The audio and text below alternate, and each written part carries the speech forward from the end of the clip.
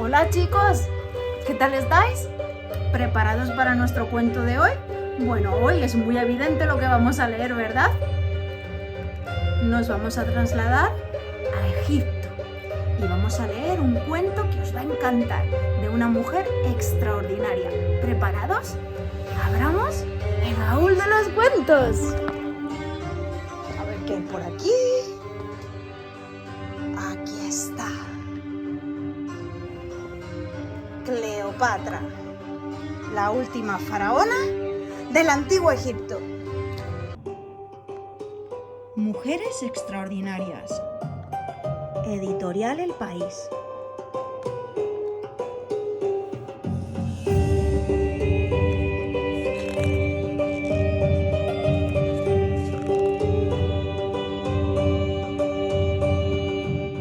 ¿Has oído hablar de los faraones y de sus pirámides? Verás, los faraones eran los reyes de Egipto y levantaron esas impresionantes construcciones hace más de 4.000 años. Por entonces, mi país era uno de los pueblos más poderosos del mundo. Sin embargo, cuando yo nací, Egipto estaba en crisis. Dependíamos por completo de Roma, una potencia enemiga que había crecido al otro lado del Mediterráneo, y ya no éramos tan poderosos, ni teníamos un buen ejército. Aquella fue una época complicada. En las calles egipcias había más peleas que dinero y estábamos perdiendo nuestra cultura e identidad. Por eso, cuando me nombraron faraona, me esforcé cuanto pude para ayudar a mi pueblo, para educarlo y para mejorar sus condiciones de vida. Me llamo Cleopatra y durante mi reinado logré devolver a Egipto parte del esplendor perdido.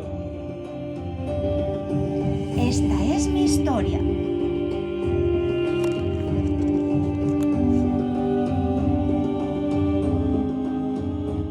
Nací en el año 69 a.C., en la que por entonces era la capital de Egipto, Alejandría. Mis padres eran el faraón Ptolomeo XII y su esposa Cleopatra. Ser la hija de los reyes tenía muchas ventajas, porque estaba rodeada de gente sabia que me enseñaba muchas cosas. Para mí era una suerte, porque las dos actividades que me gustaban más en el mundo eran corretear y hacer preguntas, y el palacio y sus templos cercanos eran el lugar perfecto para ello. ¿Qué significa ese jeroglífico, sacerdote? Que hubo malas cosechas. ¿Y este de aquí? Que el pueblo se rebeló. ¿Y aquel de ahí? Querida Cleopatra, ¿me vas a preguntar por todos los jeroglíficos del templo? La verdad es que sentía la necesidad de saciar mi curiosidad. Cuando yo contaba con 10 años, pasó algo que me cambiaría la vida para siempre. Me di cuenta de que mi padre no estaba siendo un buen faraón. Le preocupaba más mantenerse en el poder que hacer cosas necesarias y útiles para los egipcios. La gente estaba muy descontenta y sus enemigos lo aprovecharon para echarlo del país. Mi familia y yo tuvimos que huir de Egipto y nos refugiamos en Roma. ¿Cuándo volveremos a casa, papá? No lo sé, hija. Quizás no podamos regresar nunca. ¿Cómo? Pero si todos mis amigos y mis serpientes están allí. Al cabo de un tiempo, mi padre logró recuperar el trono, pero siguieron importándole muy poco los problemas del país, y Egipto se debilitaba cada vez más. La gente pasaba hambre y el gobierno le debía mucho dinero a Roma. Tarde o temprano, las cosas tendrían que cambiar.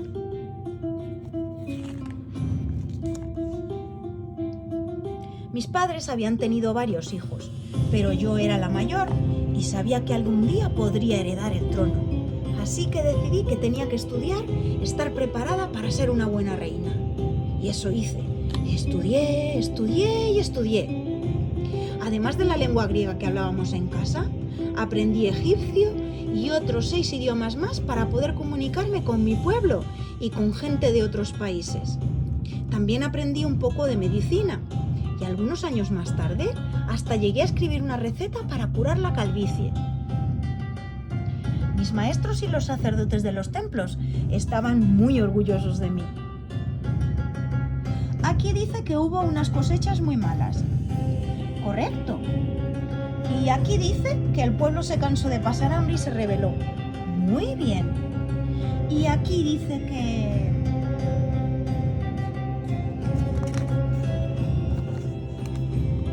Cuando yo tenía 18 años, mi padre murió. De un día para el otro me convertí en reina. Pero en Egipto existía una tradición muy molesta. Debía casarme con un pariente. De esa manera, si a mí me ocurría algo, mi familia seguiría gobernando. Por eso me obligaron a casarme con mi hermano Ptolomeo XIII, que en ese momento no tenía más que 10 años.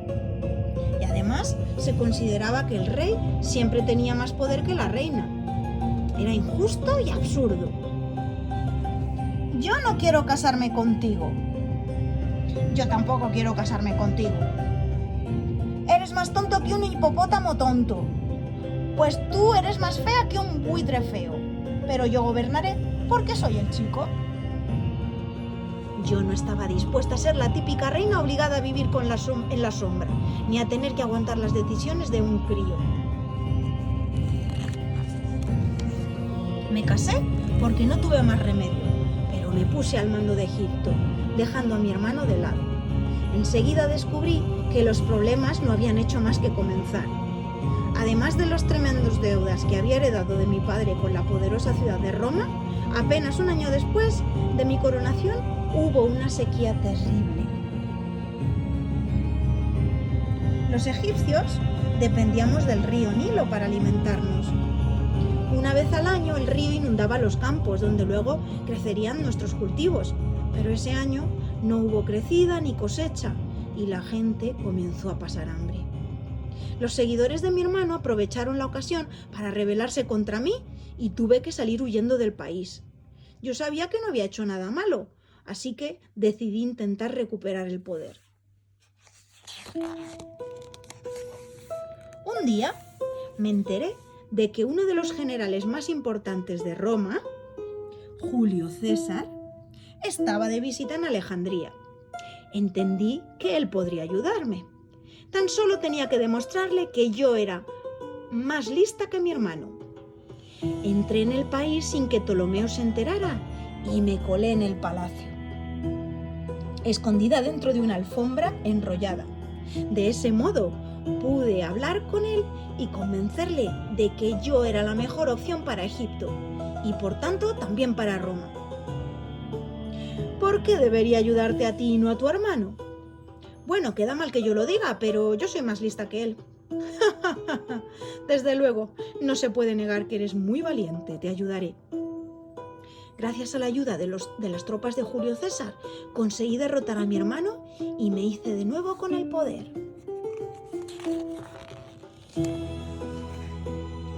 Desde luego, ser la reina no era un trabajo fácil. Los efectos de la sequía del río Nilo seguían notándose. La gente pasaba hambre y yo decidí reunirme con los principales sabios del país para ver qué se podía hacer al respecto. Pero como ningún gobernante se había preocupado antes de ayudar a la gente, a nadie se le ocurrió qué se podía hacer. ¿No te ha pasado nunca que le das vueltas y más vueltas a un problema hasta que descubres que la solución estuvo siempre ahí, delante de tus ojos? Pues eso es lo que me pasó a mí en este caso. La gente no disponía de comida, pero yo, como reina, sí que la tenía. ¿Y si repartimos los cereales de nuestros graneros? Pero mi reina, eso no se ha hecho nunca. Pues siempre hay una primera vez, ¿no? Dicho y hecho, di la orden de que abrieran los graneros reales y de que se repartieran las reservas de cereal entre el pueblo. Y cuando tuvo algo con lo que saciar el hambre, la gente se puso muy feliz. Claro. ¡Viva la reina Cleopatra! No, ¡viva Egipto! Pues viva Egipto y viva también la reina Cleopatra. Todos gritaban. Gracias a decisiones como esa, el país comenzó lentamente a recuperarse. Además, con el fin de la sequía llegaron las buenas cosechas. Con las buenas cosechas hubo cereales de sobra que pudimos vender a otros reinos, y gracias al comercio fuimos recuperando la paz y el bienestar perdido, y los graneros volvieron a llenarse. Además, muy pronto tuvimos de nuevo un buen ejército con el que defendernos. Lo que más deseaban los egipcios era vivir en paz. Por eso me preocupé siempre de respetar la cultura y la religión de toda la gente que vivía en el país. Tanto daba que hubieran nacido aquí como que hubieran llegado de otros lugares. Además, como seguía sintiendo la misma curiosidad que cuando era pequeña, me encantaba que vinieran a verme para contarme sus vidas y las historias de sus dioses y diosas. Pues a mí la diosa Isis egipcia me recuerda a Venus. Ese es su nombre griego. En Roma la llamamos Afrodita. ¡Afrodita! Me encanta ese nombre.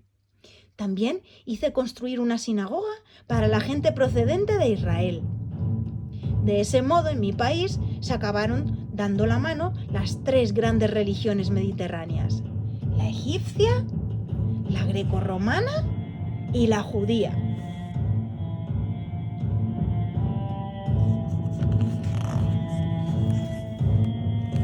En Roma, mientras tanto, Julio César había muerto asesinado por sus enemigos, y sus seguidores y sus asesinos estaban peleando por el poder. Como prueba de la importancia que volvía a tener Egipto, los primeros me pidieron que les ayudara. Me reuní nada más y nada menos que con Marco Antonio, el político y general que en aquel momento gobernaba en toda la zona este del Mediterráneo. Y el flechazo fue instantáneo. ¿Por qué debería ayudaros a vosotros y no a ellos? Primero, porque ellos mataron a César, que era tu amigo. Y segundo, aunque quizás esté mal que lo diga yo, porque soy más listo que cualquiera de mis rivales. Pues claro, que les ayudé a ganar aquella guerra. Además, Marco Antonio iba a ser el amor de mi vida. Durante los 10 años siguientes, gobernamos juntos un país que no hacía más que crecer. Pero las cosas en Egipto iban demasiado bien para el gusto de Roma, que comenzó a vernos como una amenaza. Los antiguos aliados de Marco Antonio acabaron poniéndose nerviosos y nos declararon la guerra. Durante la batalla principal en la costa de Achio, nuestra flota cayó derrotada ante los barcos del futuro emperador Augusto y Marco Antonio fue herido de gravedad. Huimos a Alejandría y nos encerramos en mi mausoleo, donde Marco Antonio murió entre mis brazos. Sin él, sabiendo que Augusto quería capturarme para humillarnos a mí y a Egipto, pedí que me dejaran a solas con una de mis serpientes. Su veneno me mató un día de agosto del 30 a.C. Tenía 39 años y Egipto cayó definitivamente bajo el dominio de Roma.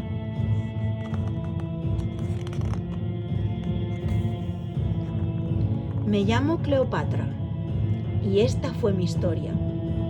Gracias a mi curiosidad por aprender, a mi astucia y a mi perseverancia, logré ser reina a lo largo de 22 años y lo hice con mis propias armas, que fueron la cultura, la tolerancia y el respeto hacia mi pueblo. Por eso los libros me recuerdan como la última gran reina del país, capaz de devolverle la importancia que había tenido en los tiempos de los más importantes faraones.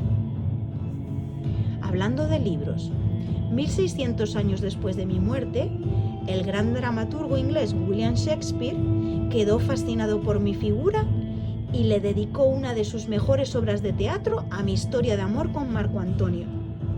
Y todo eso sin tener que construir ni una sola pirámide.